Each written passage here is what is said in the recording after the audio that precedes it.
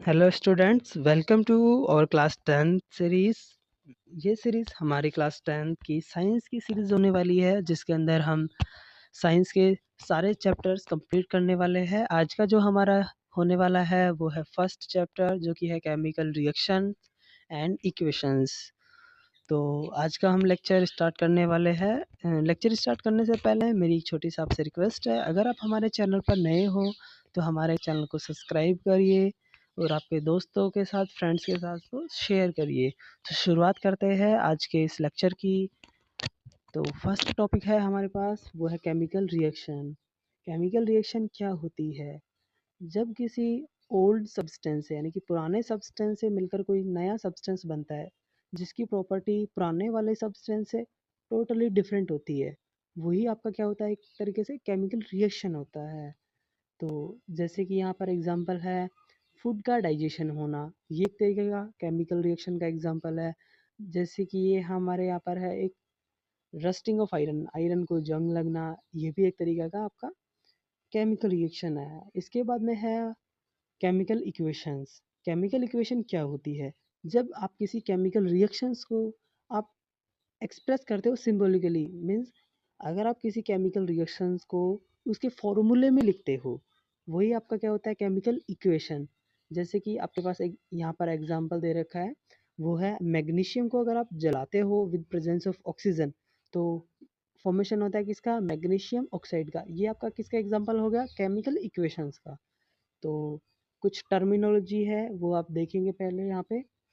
जब आप किसी केमिकल इक्वेशन को लिखते हो, उसके अंदर कुछ टर्म्स डिफाइन करते हैं। जैसे कि अगर आपके पास कोई एटम, मॉलिक्यूल या फिर कोई सब्सटेंस है, वो अगर गैस है, तो उस गैस के लिए आप क्या इस्तेमाल करेंगे, स्मॉल जी। वो यहाँ पर ये देखिए स्मॉल जी। अगर आपके पास कोई सब्सटेंस है, कोई एटम, कोई मॉलिक्यूल है, तो उसके लिए आप इस्तेमाल करेंगे लिक्विड, जो कि स्मॉल है, एल होगा। और अगर कोई सॉलिड है तो उसके लिए आप स्मॉल एस यूज़ करेंगे। अगर आपके पास कोई एक्वस सॉल्यूशन है, पहले आपको मैं बता देता हूँ एक्वस सॉल्यूशन, सॉरी एक्वस क्या होता है। हाँ, एक तरीके से आप एक्वस सॉल्यूशन इसको बोल सकते हो। तो क्या होता है, अगर आपके पास कोई सब्सटेंस में प्रेजेंस है वाटर की, वाटर की प्रेजेंस है, उसको आप क्या बोलते हो, एक्वस। ये आप पहले देख लीजिए, small A and small Q. पहले मैं इसका एक आपको एग्जांपल दिखा देता हूँ किस तरीके से ये एक्वस, सॉलिड, लिक्विड होता है।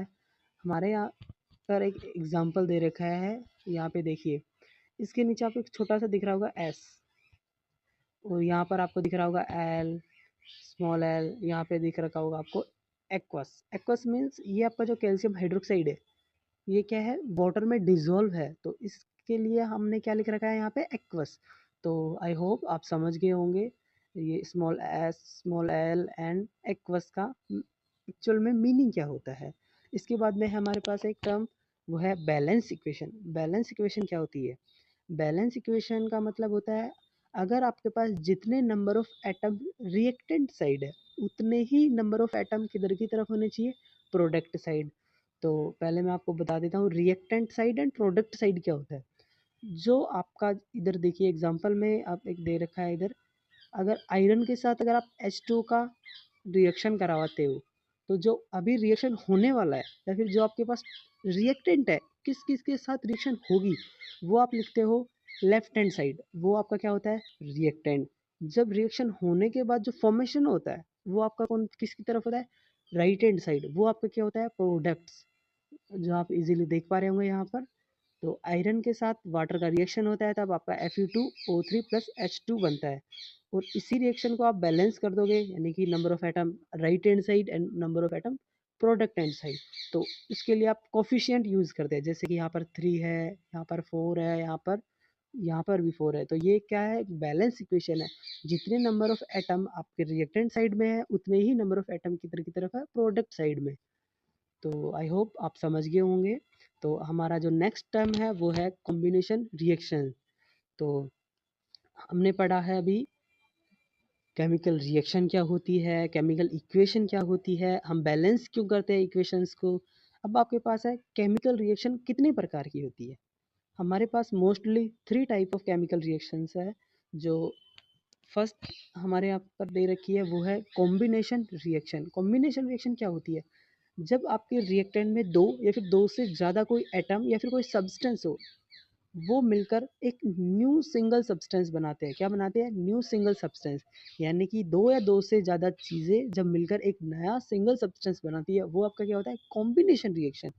इसका एग्जांपल आप देखेंगे नीचे, जैसे कि एग्जांपल है यहाँ पर कैल्शियम ऑक्साइड। कैल्शियम ऑक्साइड का अगर आप वाटर के साथ रिएक्शन करवाओ तो यहाँ पर एक सिंगल प्रोडक्ट बन के आ रहा है, वो आपका क्या है? Calcium hydroxide. तो ये किसका एग्जांपल हो गया? कॉम्बिनेशन रिएक्शन का। ये आपके लिए एग्ज़ाम के लिए बहुत ही इम्पोर्टेंट है। किस तरीके से? देखिए, मैं आपको इसको एकदम ईजी तरीके से एक्सप्लेन करता हूँ। ये आपका है CaO, इसको आप बोलते हो कैल्शियम ऑक्साइड। इसका जो फॉर्मूला या फिर इसका एक एक नाम और होता है, वो एग्जाम में आपको ज़रूर पूछते हैं, क्विक क्विकलाइन का फॉर्मूला क्या होता है? Calcium oxide. इसके साथ आप वाटर की प्रेजेंस में आप इसको रिएक्शन करवाते हो, इसके बाद में आपका फॉर्मेशन होता है कैल्शियम हाइड्रोक्साइड, जो कि एक एक्वस फॉर्मेशन में है। तो इसका यूज़ आप कहाँ करते हो? जो इसका यूज़ कैल्शियम ऑक्साइड है, इस सॉरी कैल्शियम जो हाइड्रोक्साइड है, उसका यूज़ करते हो आप वाइट वॉशिंग। जो आपके घरों में जो वाइट वॉशिंग के लिए यूज़ होता है ना, वो आप यही होता है। वो क्या होता है? Calcium hydroxide. अगर आप इसी कैल्शियम हाइड्रोक्साइड की अगर आप रिएक्शन करवाते हो कार्बन डाइऑक्साइड के साथ, किसके साथ? कार्बन डाइऑक्साइड के साथ अगर आप कैल्शियम हाइड्रोक्साइड की रिएक्शन करवाते हो, तो एक नया फॉर्मेशन होता है, वो की है आपका कैल्शियम कार्बोनेट। वो आपको यहाँ पर दिख रहा होगा, अभी नई बला के आगे कैल्शियम कार्बोनेट। तो इसको आप एक बार आराम से समझिए। देखो, कैल्शियम ऑक्साइड था हमारे पास फर्स्ट, ठीक है। उसका आपने किसके साथ रिएक्शन करवाया? वाटर के साथ। किसका फॉर्मेशन हुआ? कैल्शियम हाइड्रोक्साइड का। कैल्शियम हाइड्रोक्साइड का एक अदर नाम होता है, वो क्या होता है? स्लैक लाइन, जो कि आपको यहाँ पर लिख रहा होगा। तो फर्स्ट हो गया कंप्लीट। कैल्शियम ऑक्साइड का रिएक्शन आपने वाटर के साथ करवाया, फॉर्मेशन हुआ कैल्शियम हाइड्रोक्साइड। और इसी कैल्शियम हाइड्रोक्साइड का अगर आप किसके साथ? कार्बन डाइऑक्साइड के साथ अगर आप रिएक्शन करवाते हो, यानी कि आप कैल्शियम हाइड्रोक्साइड में अगर आप कार्बन डाइऑक्साइड पास करते हो, तो किसका फॉर्मेशन होता है? कैल्शियम कार्बोनेट, साथ में वाटर का फॉर्मेशन होता है। तो ये अब जो कैल्शियम कार्बोनेट है, ये बहुत ज़्यादा यूज़ होता है। जैसे कि आपका मार्बल हो गया, जो आप घर में जो नीचे जो बिछा होता है ना मार्बल, वो किसका होता है? कैल्शियम कार्बोनेट का होता है। तो ये आपका कंप्लीट हो गया पूरा। तो एक बार मैं आपको फास्ट रिवीजन करवा देता हूँ। कैल्शियम ऑक्साइड का आपने वाटर के साथ रिएक्शन करवाया, फॉर्मेशन हुआ कैल्शियम हाइड्रोक्साइड। कैल्शियम हाइड्रोक्साइड का जो अदर नेम है वो है आपका स्लैक लाइम। इसका यूज़ होता है आपका वाइट वॉशिंग में। इसके साथ अगर आप CO2 पास करते हो तब किसका फॉर्मेशन होता है? कैल्शियम कार्बोनेट का। ये आपका कंप्लीट हो गया। इसके बाद देखिए दूसरा एग्जांपल है कॉम्बिनेशन रिएक्शन का, बर्निंग ऑफ कोल। यानी अगर आप कोयले को ऑक्सीजन की प्रेजेंस में जलाते हो, वो भी एक तरीके का किसका एग्जांपल है? कॉम्बिनेशन रिएक्शन का। देखिए किस प्रकार से, कार्बन को आपने ऑक्सीजन की प्रेजेंस में जलाया तो किसका फॉर्मेशन हुआ? कार्बन डाइऑक्साइड का। और ये क्या है आपके, जैसे हीट और लाइट भी इन्वॉल्व है, लेकिन वो आपका एक तरीके से भी प्रोडक्ट है, लेकिन जो मेन आपका जो प्रोडक्ट बना है वो आपका कार्बन डाइऑक्साइड। इसके साथ ही एग्जांपल है कॉम्बिनेशन रिएक्शन का, वो है फॉर्मेशन ऑफ वाटर। वाटर का फॉर्मेशन, हाइड्रोजन के साथ अगर ऑक्सीजन का रिएक्शन होता है तब आपका किसका फॉर्मेशन होता है? वाटर का। जो आप इजीली देख पा रहे होंगे, हाइड्रोजन यहाँ पे गैस है, ऑक्सीजन यहाँ पे गैस है, और वाटर किसका फॉर्मेशन हो रहा है? लिक्विड का। अब आगे हमारे पास है एक्सोथर्मिक रिएक्शन। ये बहुत बहुत एग्जाम पे के लिए इम्पोर्टेंट है। एक है exothermic reaction and endothermic reaction, दोनों को हम इजी तरीके से कंप्लीट करेंगे। तो पहले देखते हैं हम एक्सोथर्मिक रिएक्शन। एक्सोथर्मिक रिएक्शंस क्या होती है? जब किसी रिएक्शन में, ध्यान से सुनना, जब किसी रिएक्शन में हीट एज ए प्रोडक्ट बनता है या फिर हीट का फॉर्मेशन होता है, वही किसका एग्जांपल है? आपकी एक्सोथर्मिक रिएक्शन का। तो एक्सोथर्मिक रिएक्शन क्या होती है? ऐसी रिएक्शन जिसमें हीट का इवोल्यूशन, हीट का फॉर्मेशन हो रहा है, यानी कि प्रोडक्ट साइड में हीट है, तो वही क्या होता है? Exothermic reaction. जैसे कि एग्जांपल है मीथेन, CH4 का आप किसकी प्रेजेंस में? ऑक्सीजन की प्रेजेंस में जलाया, तो किसका फॉर्मेशन हुआ? कार्बन डाइऑक्साइड का, साथ में वाटर, और साथ में क्या होगा यहाँ पर हीट जनरेट होगी, क्या होगी, हीट का फॉर्मेशन होगा। तो आप समझ गए होंगे। तो इसके और एग्जांपल है रियल लाइफ से जुड़े हुए, जैसे कि आप रेस्पिरेशन, जो रेस्पिरेशन एक तरीके का आपका बायोलॉजिकल सिस्टम है, उसमें क्या होता है, हीट का फॉर्मेशन होता है। तो देखिए, अगर आप आपकी नाक या फिर मुंह के पास अगर आप हाथ रखते हो तो आपने देखा होगा, ऑब्जर्व किया होगा कि जो हमारे जो बॉडी के थ्रू जो ब्रीथ एक्सेल करते हैं तो उसके अंदर गरम गरम हवा आती है, यानी गरम एयर आती है, वो किसी का एग्जांपल है, एक्सोथर्मिक रिएक्शन का। इसके अलावा डिकम्पोजिशन ऑफ वेजिटेबल्स, यानी कि अगर आप वेजिटेबल्स का डिकम्पोज हो जाता है ना, कंपोज बन जाता है, वो भी एक तरीके का किसका एग्जांपल है, एक्सोथर्मिक रिएक्शन का। ये भी आपका कंप्लीट हो गया। नेक्स्ट है डीकम्पोजिशन रिएक्शन। क्या है, डीकम्पोजिशन रिएक्शन। डीकम्पोजिशन रिएक्शन क्या होती है, ये जस्ट जो आपने अभी पढ़ा है कॉम्बिनेशन रिएक्शन का, ये जस्ट उसका उल्टा है। इसमें क्या होता है, एक सिंगल रिएक्टेंट वो डिकम्पोज होके दो से ज़्यादा सब्सटेंस का फॉर्मेशन होता है। क्या, एक सिंगल रिएक्टेंट साइड में एक सिंगल सॉरी एक रिएक्टेंट साइड में सिंगल सब्सटेंस वो डिकम्पोज हो गए, प्रोडक्ट साइड में दो से ज़्यादा सब्सटेंस का फॉर्मेशन कर रहा है, वही आप किसका एग्जांपल है, डिकम्पोजिशन रिएक्शन का। तो डिकम्पोजिशन रिएक्शन कितने प्रकार की होती है, पहले 3 टाइप ऑफ डिकम्पोजिशन रिएक्शन होती है। इसी के नीचे आप एग्जांपल देखेंगे। फर्स्ट जो हमारे यहाँ पर है, thermal decomposition reaction. Thermal decomposition reaction क्या हुई, देखिए आपने पढ़ा भी कि एक सिंगल प्रोडक्ट डिकम्पोज होकर दो से ज़्यादा सब्सटेंस का फॉर्मेशन होगा। तो डिकम्पोज करने के लिए हमारे पास 2-3 मेथड है, जैसे थर्मल डिकम्पोजिशन। फर्स्ट है थर्मल डिकम्पोजिशन। थर्मल डिकम्पोजिशन का मतलब होता है बाय हीट, यानी कि आपने एक प्रोडक्ट एक सिंगल सब्सटेंस को आपने डिकम्पोज किया, किसकी हेल्प से, बाय हीट। हीट की वजह से उसका डिकम्पोजिशन हुआ है, फिर जाके दो सब्सटेंस प्रोडक्ट का फॉर्मेशन हुआ है। तो समझ में आ गया होगा आपके थर्मल डिकम्पोजिशन रिएक्शन क्या होती है। थर्मल डिकम्पोजिशन रिएक्शन वो होती है जब आप किसी रिएक्शन में रिएक्टेंट का डिकम्पोज होता है किसकी प्रेजेंस में, बाय हीट। यहाँ पे देखिए आप, by heat and by heat. तो इसका एक एग्जांपल है जैसे FeSO4 जो कि है आपका copper ferrous sulphate. Ferrous sulphate green colour का होता है। तो इसको आप हीट की प्रेजेंस में अगर आप डिकम्पोज करते हो, वो आपका किसका प्रोडक्ट बनाता है, Fe2O3 ferric oxide and SO2, ये आपकी क्या है, गैसेस है। और SO3 ये भी आपकी एक गैसेस है। तो देखिए, एक सिंगल जो आपका रिएक्टेंट था वो डिकम्पोज हो गए दो से ज़्यादा सब्सटेंस में, इसका फॉर्मेशन हुआ है। यही क्या है, एक तरीके से थर्मल डिकम्पोजिशन रिएक्शन का एग्जाम्पल। अगला एग्जाम्पल है हमारे पास कैल्शियम कार्बोनेट। इसके बारे में हमने अभी ऊपर पढ़ा है। कैल्शियम कार्बोनेट अगर अपन उसके अंदर हीट का ट्रांसफ़र करते हैं तो वो कैल्शियम कार्बोनेट किसके में टूट जाता है, calcium oxide and carbon dioxide. इसके बाद में एक एग्जांपल और है लीड नाइट्रेट। लीड नाइट्रेट के अंदर हम हीट पास करते हैं तो ये डिकम्पोज होता है lead oxide and nitrogen dioxide and oxygen. तो थर्मल डिकम्पोजिशन आपका कंप्लीट हो गया। इसके बाद में है आपका इलेक्ट्रोलाइट डिकम्पोजिशन।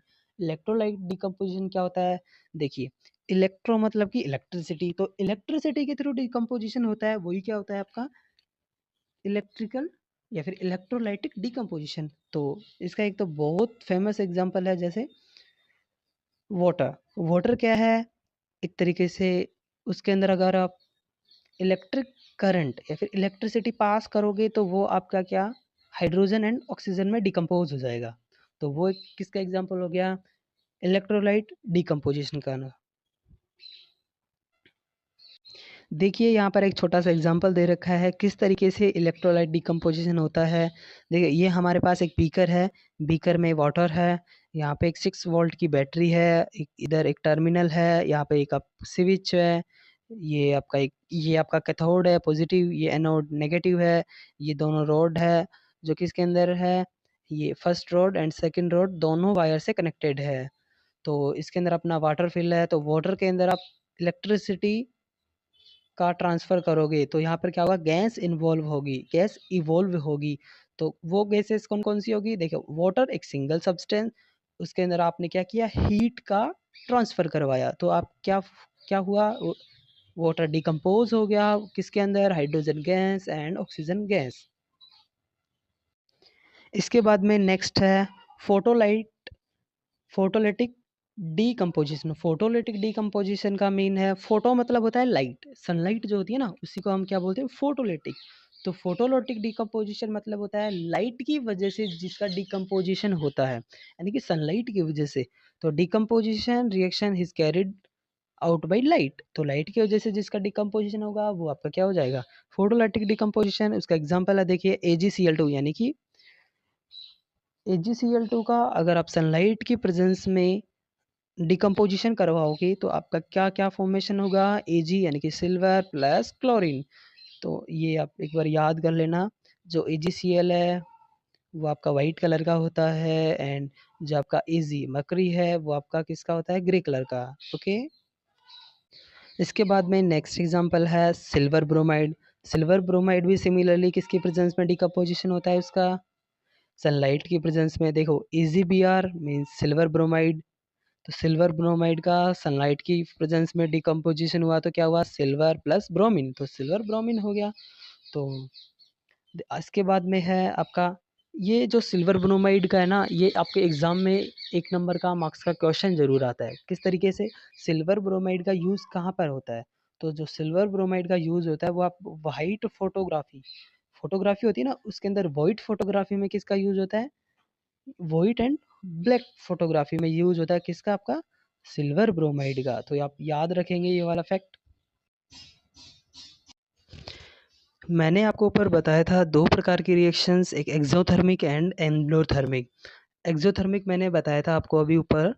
एक्सोथर्मिक रिएक्शन वो होती है जिसके रिएक्शन के अंदर हीट का या फिर हीट एंड लाइट का फॉर्मेशन होता है, एंड उसका जस्ट उल्टा एक रिएक्शन है एंडोथर्मिक। एंडोथर्मिक रिएक्शन क्या होती है, जब किसी रिएक्शन में आपको हीट एंड लाइट की रिक्वायरमेंट होती है, वो आपका क्या होता है, एंडोथर्मिक रिएक्शन, यानी कि ऐसी रिएक्शन जिसमें आप हीट का इन्वॉल्व हो। और इस उस दूसरे वाले में क्या था, एक्सोथर्मिक के, उसके अंदर इवोल्यूशन हो हीट का।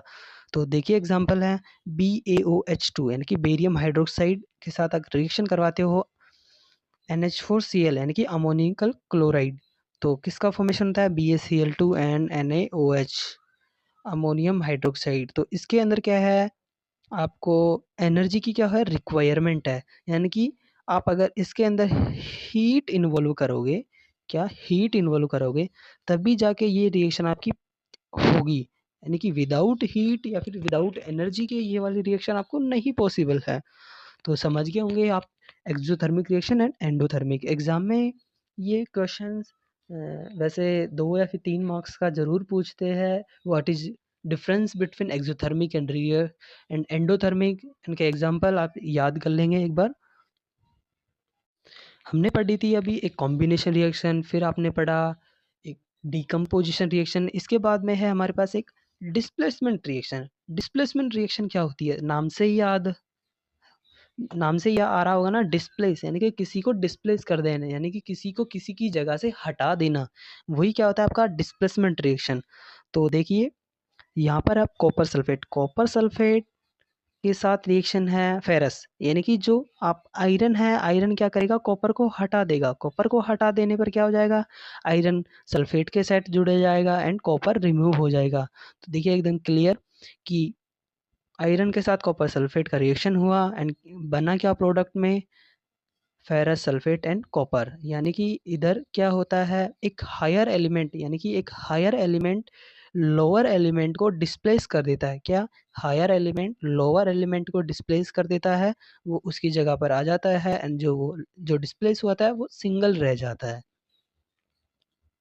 देखिए इसके अंदर एक अपने एनसीईआरटी में एक इससे जुड़ा एक बहुत बढ़िया एक्टिविटी है, वो है आपका जो आपका नेल, यानी कि जो आपका आयरन है वो आपका किसका होता है, ब्राउनिश कलर का होता है, उस कॉपर जो सल्फेट होता है वो किसका होता है, ब्लू कलर का। तो जब आप इसके रिएक्शन करवाते हो तो टोटली क्या होता है, कलर चेंज होता है, यानी कि आपका ब्राउन कलर का, ये आपका ब्लू कलर का, एंड आप रिएक्शन करवाओगे तो आपका कलर एकदम डिसअपियर हो जाएगा। आपके पास अदर और एग्जांपल दे रखे हैं इसमें डिस्प्लेसमेंट रिएक्शन के, वो है जिंक। जिंक क्या है, जिंक एक कॉपर से ज़्यादा रिएक्टिव है, तो जिंक क्या करेगा, यहाँ पर कॉपर को डिस्प्लेस कर देगा, कॉपर की जगह पे जिंक सल्फेट बन जाएगा एंड कॉपर रिमूव, यानी कि कॉपर एक सिंगल प्रोडक्ट में रहेगा। आगे हमारे पास है पीबी यानी कि लीड। जो लेड है वो लेड कॉपर से ज़्यादा रिएक्टिव है, देन कॉपर को रिमूव कर देगा, देन क्या बनेगा, lead chloride, lead chloride and copper यहाँ पे फिर से सिंगल रह जाएगा। देखिए नीचे यहाँ पर एक लाइन लिख लिखी है, zinc and lead are more reactive, zinc and lead are more reactive than copper, then they are displace copper from its compound, mean जो आपका जिंक है, लीड है एंड आयरन है, वो क्या है, कॉपर से ज़्यादा रिएक्टिव है, तो वो क्या कर सकते हैं, इन एलिमेंट्स को डिस्प्लेस कर सकते हैं। तो यही आपका क्या है, डिस्प्लेसमेंट रिएक्शन है। आई होप आपका डिस्प्लेसमेंट रिएक्शन भी क्लियर हो गया होगा। इसके बाद में हमारे पास है double displacement reaction. Double displacement reaction में क्या होता है, दो एलिमेंट, दो रिएक्टेंट में रिएक्टेंट में आपके पास दो कंपाउंड होते हैं, दो कंपाउंड होते हैं, एक एलिमेंट दूसरे एलिमेंट के साथ अपनी पोजीशन एक्सचेंज कर लेता है। किस तरीके से, देखिए एग्जांपल में देखते हैं फिर समझते हैं अपन।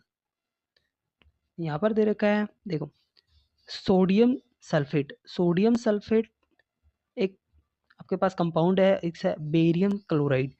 तो देखिए यहाँ पर क्या हो रहा है, सोडियम एंड बेरियम, तो इसमें क्या है, आपका नाइट्रोजन आपका जो सोडियम है वो क्या है, मोर रिएक्टिव है किससे, बेरियम से। तो ये क्या करेगा, यहाँ पर डिस्प्लेस कर देगा, यानी कि ऐसे समझ लो दो भाई भाई है, ये बोलेगा कि तू इधर आ जा भाई, मैं इधर आ जाता हूँ। तो देखिए किस तरीके से जो बेरियम था वो सल्फेट के साथ चला गया, एंड जो ये था अपना सोडियम वो किसके साथ चला गया, क्लोरीन के साथ। तो ये क्या हो गया, डबल डिस्प्लेसमेंट, दो बार हो गया ना डिस्प्लेसमेंट, इसने इसको डिस्प्लेस कर दिया और इसने इसको डिस्प्लेस कर दिया, तो दोनों का फॉर्मेशन हो गया, तो ये क्या हो गया, डबल डिस्प्लेसमेंट रिएक्शन। एंड इसी के साथ एक बहुत ही बढ़िया एक कंसेप्ट जुड़ जाता है, प्रेसिपिटेट। प्रेसिपिटेट क्या होता है, एनसीईआरटी में भी ये बहुत अच्छे से डिफाइन है। देखिए हम इसको अच्छे तरीके से समझते हैं। जब डबल डिस्प्लेसमेंट रिएक्शन होता है, क्या होता है, जब डबल डिस्प्लेसमेंट रिएक्शन होता है तो उसके प्रेसिपिटेट का फॉर्मेशन होता है। अब प्रेसिपिटेट क्या होता है, देखिए प्रेसिपिटेट मतलब होता है किसी भी सब्सटेंस का जब फॉर्मेशन होता है डबल डिस्प्लेसमेंट रिएक्शन में, जो कंटेनर होता है, यानी कि जो जब रिएक्शन होती है, कोई कंटेनर होता है, जिस तरीके से आपका बीकर हो गया, बीकर में रिएक्शन हुई, तो जो सॉल्यूशन बनता है ना, नीचे नीचे की तरफ एक व्हाइट कलर का प्रेसिपिटेट, यानी कि व्हाइट कलर का इनसॉल्युबल सॉल्ट प्रेजेंस होता है, उसका फॉर्मेशन हो जाता है। जैसे कि समझते होंगे, जैसे कि आप वाटर है, वाटर में आपने मिट्टी डाली तो उसको आप हिलाया, लेकिन थोड़ी देर में क्या होता है, मिट्टी नीचे बैठ जाती है। उसी तरीके से डबल डिस्प्लेसमेंट रिएक्शन का जो फॉर्मेशन होता है उसके अंदर इनसॉल्युबल सॉल्ट नीचे इकट्ठा हो जाता है, उसी को आप क्या बोलते हो, प्रेसिपिटेट। देखिए यहाँ पे भी लिख रखा है precipitate means any reaction produce precipitate is called precipitate reaction. ऐसे रिएक्शंस जिसमें प्रेसिपिटेट का फॉर्मेशन हो, मीन्स साल्ट का फॉर्मेशन हो, वही क्या होता है, प्रेसिपिटेट रिएक्शन।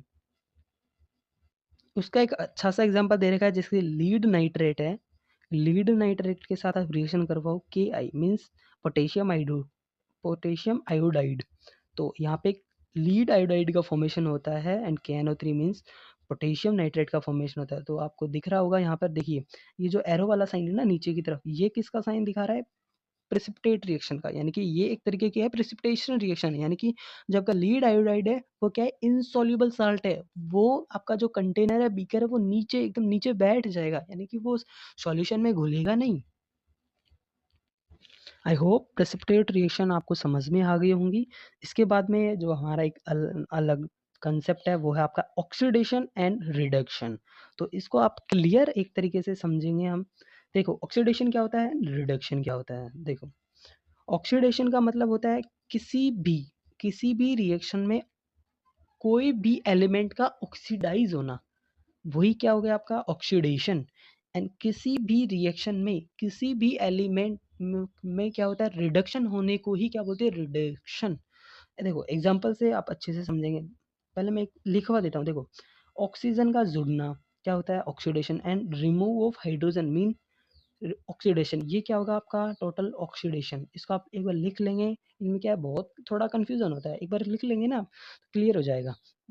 इधर क्या हो गया, हाइड्रोजन का ऐड होना, क्या हाइड्रोजन का ऐड होना, और साथ में रिमूव किसका, ऑक्सीजन का। ये क्या होता है आपका, सॉरी इसका आप यहाँ से हटा देंगे एक तरीके से, तो ऑक्सीजन हो गया। ये क्या होगा, रिडक्शन।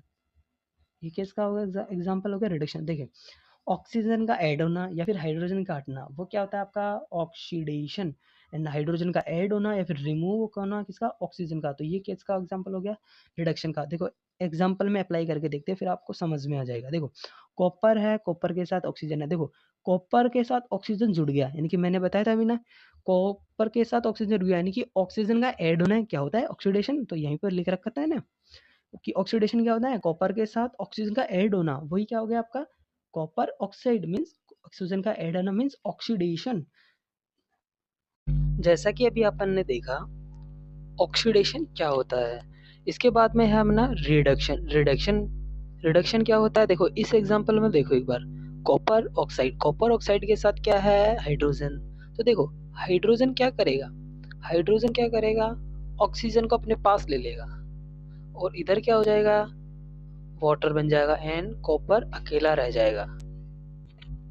ये भी एक तरीके का क्या है अपना रिडक्शन। यानी कि देखो यहाँ पर क्या हुआ, ऑक्सीजन रिमूव हो गया ना, तो रिमूव हो गया तो ऑक्सीडेशन रिएक्शन। ओके, इसके बाद में हमारा है एक next redox reaction. Redox reactions क्या होती है, देखो ऐसी रिएक्शन जिसके अंदर आपका ऑक्सीडेशन भी हो एंड रिडक्शन भी हो, वो रिएक्शन क्या होती है, रेडॉक्स रिएक्शन। कैसे, देखो अपन ने इसको अभी ऊपर भी देखा था। देखो कॉपर के साथ कॉपर ऑक्साइड, हाइड्रोजन, तो देखो इधर बन गया वाटर एंड कॉपर। तो देखो हाइड्रोजन का तो क्या हो गया, ऑक्सीडेशन बन गया वाटर, एंड कॉपर का क्या हो गया, रिडक्शन, वो बन गया आपका कॉपर। देखो मैंने एक एग्जांपल से बल्कि क्लियर करके बताता हूँ, ये आपका एग्जाम में बहुत ही इंपॉर्टेंट क्वेश्चन है। देखो ऑक्सीडेशन कैसे निकालते हैं और रिडक्शन कैसे निकालते हैं। देखो यहाँ पर क्या है, कॉपर, आपने देखा होगा ऑक्सीजन के ऊपर कितना चार्ज होता है, -2 चार्ज, यानी कि जो कॉपर के ऊपर किसका चार्ज हो गया, +2। ठीक है, इसके इधर देखो कॉपर किस में है, इधर कॉपर कितने में है, 0 में, कॉपर कितने में है, 0 में, इधर हाइड्रोजन कितने में है, 0 में, और इधर हाइड्रोजन कितना हो गया, ऑक्सीजन के पास क्या होता है, -2, तो हाइड्रोजन कितना हो गया, +2। देखो कॉपर +2 में इधर है, यानी कि यहाँ पर कॉपर कितने में है, +2 में, इधर जाकर कॉपर कितने में हो गया, 0 में, यानी कि कॉपर ऑक्साइड का रिडक्शन हो गया। और इधर क्या है, हाइड्रोजन, तो हाइड्रोजन का +2 हो गया, मीन्स हाइड्रोजन का क्या हो गया, ऑक्सीडेशन। तो आई होप आपको क्लियर हो गया होगा ऑक्सीडेशन कैसे पता करते हैं और रिडक्शन कैसे पता करते हैं। नेक्स्ट है हमारा जिंक ऑक्साइड। जिंक ऑक्साइड के साथ कार्बन। देखो जिंक ऑक्साइड यहाँ पर क्या है, जिंक +2 में है, और इधर जिंक कितने में हो गया, 0 में, मींस जिंक ऑक्साइड का क्या हो गया, रिडक्शन। एंड इधर कार्बन क्या है, कार्बन 0 में है, कार्बन इधर जाके क्या होगा, carbon CO means carbon monoxide, मतलब कि कार्बन के पास +2, तो कार्बन का क्या हो गया, ऑक्सीडेशन। ये सारे किसके एग्जांपल है, रेडॉक्स रिएक्शन के। इनमें क्या हो रहा है, ऑक्सीडेशन साथ ही साथ रिडक्शन। तो अब क्लियर हो गया होगा, ऐसी रिएक्शन जिसमें आपका ऑक्सीडेशन भी हो रहा हो एंड रिडक्शन भी हो रहा हो, वही आपका क्या हो गया, रेडॉक्स रिएक्शन। तो नेक्स्ट अपन देखते हैं कोरोजन। कोरोजन का मतलब नॉर्मली अगर अपन वर्ड्स में यूज करें, मतलब जंग लगना, किसी लोहे को या फिर किसी मेटल को जंग लगना, वही आपका क्या हो गया, कोरोजन। तो देखो एग्जांपल इसके, देखो लोहे की जंग लगना एक तरीके का क्या हो गया, कोरोजन। देखो when a metal attacked by substance as a moisture and acid. देखो मतलब एक क्लियर करके बताता हूँ आपको, इजी तरीके से समझ में आएगा। जैसे अगर कोई एक मेटल, जैसे लोहे को अगर आप मॉइस्चर एयर खुली हवा में उसको छोड़ देते हो, तो थोड़े टाइम बाद में क्या होता है, उसके ऊपर जंग लगना स्टार्ट हो जाती है। तो वो किसका एग्जांपल हो गया, कोरोजन का। या फिर एसिड, अगर आप किसी मेटल को रखकर उसके ऊपर एसिड गिरा देते हो, वो क्या धीरे धीरे गलना, डिकम्पोज होना स्टार्ट हो जाता है, वो भी एक तरीका क्या है, कोरोजन का एग्जाम्पल। ओके, इसके बाद में आपका रेंसिटी। रेंसिटी का मतलब होता है खाना, जो आपका फूड आइटम होता है ना, वो खराब होने का प्रोसेस को ही अपन रेंसिटी बोलते हैं। जैसे कि देखिए, व्हेन फैट एंड ऑयल, यानी कि नॉर्मल सी बात है, आपका जो कोई भी खाना होगा उसके अंदर क्या होगा, फैट होगा एंड ऑयल होगा, वो क्या होता है, ऑक्सीडाइज हो जाता है, और वो क्या होता है, धीरे धीरे सड़ना गलना, यानी रेंसिड खराब होने लगता है by the smell and taste change, यानी कि उसके अंदर स्मेल आने लगती है, उसका टेस्ट चेंज हो जाता है। और उससे बचने के लिए क्या करते हैं अपन, कुछ एंटीऑक्सीडेंट्स फूड के अंदर क्या करते हैं, ऐड करते हैं, एंटीऑक्सीडेंट ऐड करते हैं। उसकी वजह से क्या होता है, रेंसिटी नहीं होती, मतलब कि उसका जो रेट है रेंसिटी का वो बहुत कम हो जाता है। मीन्स उसको आप लंबे टाइम के लिए स्टोर कर सकते हो। एंड कोरोजन मतलब आपका बताया था, जैसे जंग लगना, तो जंग से बचने के लिए क्या कर सकते हैं आप, उसके ऊपर पेंट कर सकते हो, उसके आप ग्रीसिंग कर सकते हो, उसके आप गैल्वेनाइजेशन में आप उसके ऊपर परत चढ़ा सकते हो, एक मेटल के ऊपर दूसरे मेटल की आप परत चढ़ा सकते हो। उसपे क्या होगा, वो जो आपका जो मेटल है उसके ऊपर कोरोजन नहीं होगा, यानी कि वो खराब नहीं होगा जल्दी। और डेंसिटी का जो आप कैसे क्योर कर सकते हो, आप फ्रिज में रख सकते हो, एंटीऑक्सीडेंट यूज कर सकते हो, जो नॉन रिएक्टिव गैसेस होती है जैसे कि नाइट्रोजन के अंदर आप क्या कर सकते हो, आपका जो फूड आइटम है वो स्टोर करके रख सकते हो। उससे क्या होगा, आपका जो फूड आइटम है वो लंबे टाइम तक स्टोर कर सकते हो उसको। इसके बाद में कुछ इम्पोर्टेंट क्वेश्चन है, ये याद रखना, जो मैं क्वेश्चन कराने वाला हूँ ये प्रीवियस ईयर क्वेश्चंस है, यानी कि ये एग्जाम में आए हुए क्वेश्चन है। ये क्वेश्चंस आप एकदम ऐसे के ऐसे याद कर लेना, इनमें से कोई ना कोई क्वेश्चन आपको एग्जाम में जरूर मिलेगा। तो शुरुआत करते हैं अपन क्वेश्चंस की। देखिए, मैं आपको ओरली बता देता हूँ, तो आप इनका एक बार प्रैक्टिस कर लेना लिखने का, मैं ओरली समझा देता हूँ और आप इनको एकदम अच्छे से राउट डाउन कर लेना, तो आप क्या करो, एग्जाम में आप अच्छा लिख पाओ। मैं आपको एक्सप्लेन कर देता हूँ। फर्स्ट जो क्वेश्चन है हमारे पास है, what happen when milk left at the room temperature during summer, यानी कि गर्मी के टाइम में क्या होता है, अगर आप गर्मी के टाइम में मिल्क को बाहर खुले में छोड़ देते हो, या फिर सॉरी, अगर आप रूम के अंदर, यानी कि जो क्लोज रूम के अंदर अगर आप मिल्क को कोई बर्तन में रखकर छोड़ देते हो, तो उसकी वजह से मिल्क में क्या होगा, क्या होगा, तो देखिए उसके अंदर केमिकल रिएक्शन होगी। देखिए कैसी, मैं देखिए आपको अच्छे तरीके से मैं आपको समझाता हूँ। अगर आप रूम के, मतलब कि जो आपका कोई बर्तन है उसको आप रूम में दूध डाल के रख देते हो, तो क्या होगा, गर्मी में वैसे टेम्परेचर आपका 40 से अबव होता है, मीन्स आपका 41, 43, 44, 40, तो इससे क्या होगा, जो आपका जो दूध है, मिल्क है, उसके अंदर रिएक्शंस थोड़ी जल्दी होगी। मीन्स उसके अंदर जो जो लैक्टोबैसियम जो बैक्टीरिया है वो क्या होगी, एक्टिव हो जाएंगे, तो उसमें क्या होगा, दूध में एसिडिटी आ जाएगी। एसिडिटी से क्या होगा, आपका दूध खराब होने लग जाएगा, यानी कि पॉइजन, यानी कि दूध आपका खराब होने लग जाएगा। तो मेन रीजन यही है कि क्या होता है, समर के टाइम में आपका टेम्परेचर बहुत ज़्यादा होता है, इससे क्या होता है, आपका जो लैक्टोबैसियम जो आपका बैक्टीरिया है जो कि आपका मिल्क में पाया जाता है वो ज़्यादा एक्टिव हो जाता है, तो वो क्या होता है, धीरे धीरे वो खराब होने लग जाता है, वो एसिडिटी होने लग जाती है, एसिडिटी प्रेजेंस हो जाती है मिल्क में। ओके, जो नेक्स्ट क्वेश्चन है, a chemical equation with magnesium burn then formation of magnesium oxide. ये एग्जांपल अपने ऊपर किया था, मैग्नीशियम को आप ऑक्सीजन की प्रेजेंस में जलाओगे तो आपका मैग्नीशियम ऑक्साइड बनेगा। इसके बाद में नेक्स्ट क्वेश्चन है हमारा, देखिए मैं फटाफट से आपको बता देता हूँ, एक बार आप पढ़ लेना इसको। अच्छा सा क्वेश्चन देखते हैं, देखो नीचे से स्टार्ट करते हैं हम। Question number 10, why we do balance chemical equation. Chemical equations को बैलेंस क्यों करते हैं, तो मैंने अभी बताया था आपको कि नंबर ऑफ रिएक्टेंट साइड में जितने एटम्स होते हैं उतने ही नंबर ऑफ एटम किधर की तरफ होने चाहिए, प्रोडक्ट साइड में। मींस आपका मास का कंजर्वेशन फॉलो करना है, वही इसी को फॉलो करने के लिए क्या करते हो, आप केमिकल इक्वेशन को बैलेंस करते हो। नेक्स्ट क्वेश्चन नंबर 9 है आपका, एग्जांपल देना है डिकम्पोजिशन रिएक्शन का bye absorbing of electrical energy से डिकम्पोजिशन का एग्जांपल मैंने बताया था आपको, वाटर के अंदर अगर आप इलेक्ट्रिसिटी पास करते हो तो क्या होता है, गैस का इवोल्यूशन होता है, means hydrogen and oxygen decompose हो जाते हैं। नेक्स्ट क्वेश्चन नंबर आपका 8 है, copper sulphate solution change when iron nail dip into. देखो मैंने बताया था आपका कॉपर सल्फेट सॉल्यूशन के अंदर आयरन नेल अगर आप डिप करते हो, मींस कॉपर सल्फेट सॉल्यूशन आपका कॉपर है एंड आयरन क्या है, मोर रिएक्टिव है, तो कॉपर को क्या कर देगा, डिस्प्लेस कर देगा, यानी कि आपका प्रोडक्ट साइड में क्या बन जाएगा, आपका फेरस सल्फेट एंड कॉपर अलग रह जाएगा। मैंने ऊपर आपको बताया था ना कि कॉपर सल्फेट सॉल्यूशन, उसके अंदर आप आयरन, आयरन क्या होता है, मोर रिएक्टिव होता है, तो क्या कर देगा, कॉपर को डिस्प्लेस कर देगा।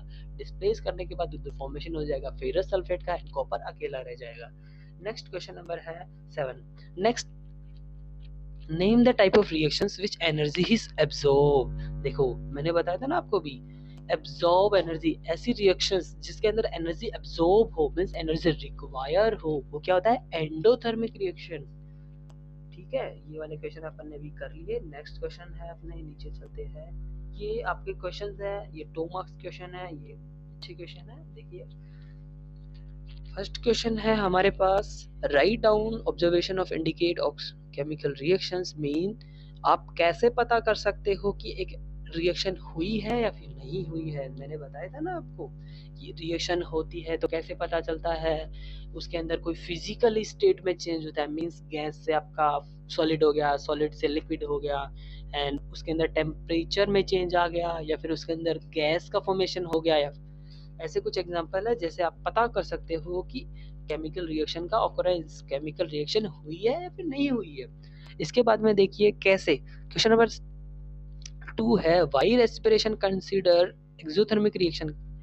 एक्सोथर्मिक रिएक्शंस में रेस्पिरेशन क्यों आता है, क्यों आता है, बिकॉज हमारी बॉडी के अंदर एनर्जी रिक्वायरमेंट होती है। तो आप कार्बन डाइऑक्साइड का एक्सहेल करते हो, ऑक्सीजन इनहेल करते हो, जैसे ही आप ऑक्सीजन को इनहेल करते हो तो हमारे बॉडी में क्या होता है, एनर्जी का फॉर्मेशन होता है, एनर्जी की वजह से तो हम मूव करते हैं। तो वो एनर्जी जब आपका जो बॉडी ब्रीथ आउट करता है गैस को, वो एनर्जी गर्म होती है ना, मतलब कि भाप, मुंह से जो हवा आती है वो गर्म होती है। मेन रीजन यही है कि अपनी बॉडी को एनर्जी प्रोवाइड होती, एनर्जी चाहिए होती है, तो एनर्जी मीन्स हीट। तो क्लियर हो गया होगा आपको। नेक्स्ट इज, ये है आपके कुछ रिएक्शन है, ये आप लिख लेंगे, जो ये सारे ऊपर हो चुके हैं, ये तो क्वेश्चंस के फॉर्म में है, मैंने आपको नोट्स के फॉर्म में लिखवा दिए हैं।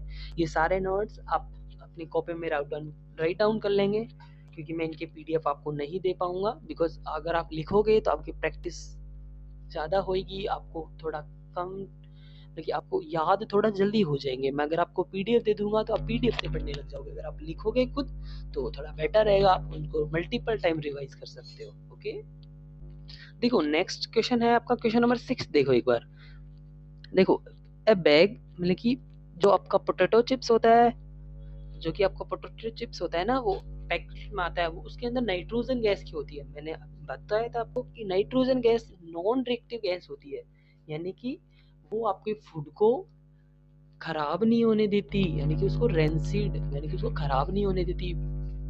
तो नाइट्रोजन गैस इसी की वजह से होती है, नाइट्रोजन गैस एक नॉन रिएक्टिव गैस है, तो वो क्या होता है, वो आप फूड प्रिजर्वेशन के लिए आप नाइट्रोजन गैस का यूज कर सकते हो, आप लंबे टाइम के लिए आप अपने फूड को फ्रेश रख सकते हो। ओके, ये आगे नेक्स्ट क्वेश्चन है, ये आप खुद से करेंगे, बहुत अच्छे क्वेश्चन है। देखिए जैसे कि आपका है, केमिकल रिएक्शन को आपको लिखना है। देखिए जिंक कार्बोनेट, जिंक कार्बोनेट का आपका क्या होगा, डिकम्पोज हो रहा है ना, zinc oxide and carbon dioxide, ये सारे क्वेश्चन ऊपर है, तो इनका आप एक बार आउट लाइन कर लेंगे, अच्छे तरीके से इनको लिख लेंगे। नेक्स्ट है आपका क्वेश्चन नंबर 2 है, देखो चूज करना है कॉम्बिनेशन रिएक्शन कौन सा है, डिस्प्लेसमेंट कौन सा है, डबल डिस्प्लेसमेंट कौन सा है। तो जो आपका फर्स्ट है वो डबल डिस्प्लेस हो गया, जो सेकंड है वो कॉम्बिनेशन हो गया, and third is decomposition reaction. Okay, next one is, अब ये वाला हमने किया था ऊपर, देखो कार्बन डाइऑक्साइड अगर आप किस में पास करवाते हैं, स्लैक लाइन, स्लैक लाइन का फॉर्मूला क्या था, कैल्शियम कार्बोनेट। तो समझ में आ गया होगा ना कि कैल्शियम कार्बोनेट का अगर आप कार्बन डाइऑक्साइड की प्रेजेंस में आपको रिएक्शन करवाते हो तो क्या होता है, calcium oxide plus carbon dioxide. तो क्वेश्चन क्या है अपने पास, what happen when slaked lime के साथ कार्बन डाइऑक्साइड की रिएक्शन होगी। तो इसकी क्या करो, बैलेंस इक्वेशन लिखो एंड राइट करो रिएक्शन को। ओके, अब आपके है 5 मार्क्स के क्वेश्चन, आपके एग्जाम के लिए बहुत ही ज्यादा इंपॉर्टेंट है। देखो इन इक्वेशंस को क्या करना है आपको, बैलेंस करना है। क्या करना है? बैलेंस करना है। देखो, balance the following equations, identify type of reaction. देखो, number of atoms reactant side उतने ही number of reactant product side होने चाहिए। तो कोफिशिएंट लगा के आप इन सभी को बैलेंस करेंगे खुद से। इनके आप चाहे तो कमेंट में आंसर जरूर दें, मैं चेक करूँगा। ओके, इसके बाद में है आपका एक मोस्ट क्वेश्चन जो कि एग्जाम में आपको देखने को मिलता है, type of chemical reaction. Chemical reaction कितने प्रकार की होती है? मैंने 4 प्रकार की बताए थे ना आपको, combination and decomposition and displacement and double displacement. उनके सारे, उन सभी के आपको एक एक एग्जाम्पल देने हैं। ओके, तो यहीं पर हमारा जो फर्स्ट चैप्टर है वो कंप्लीट होता है। तो ये जो लेक्चर है वो आप अपने सभी दोस्तों के साथ शेयर करेंगे और हमारे चैनल को एक बार सब्सक्राइब करेंगे, उससे हमको मोटिवेशन मिलेगा। नेक्स्ट टाइम हम इससे ज़्यादा, इससे इम्प्रूव क्वालिटी में आपको कंटेंट देने का प्रोवाइड करेंगे। तो थैंक्स, सब्सक्राइब करना ना भूलें हमारे चैनल को। Bye bye.